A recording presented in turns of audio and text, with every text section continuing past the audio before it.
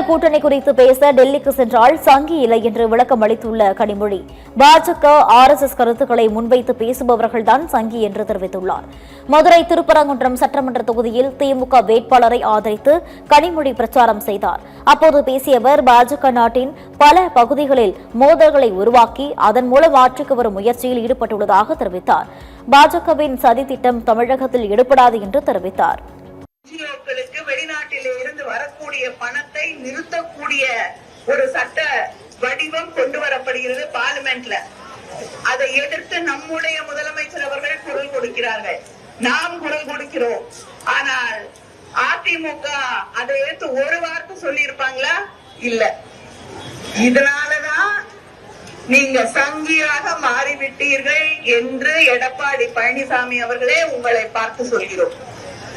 BJP எதை சொல்லுதோ எல்லாத்துக்கும் தலையாட்டிட்டு இருக்கீங்க. அவங்க சொல்றதுக்கு முன்னாடியே தலையாட்டுறீங்க. அதனால நீங்க முழு சங்கியாவே மாறிட்டீங்க. பாதியெல்லாம் இல்ல. தேர்தல் முடிஞ்ச உடனே தயாரா இருங்க. நிச்சயமா ஏதாவது ஒரு மாநிலத்துக்கு உங்களை ஆளுநரா அனுப்புவாங்க.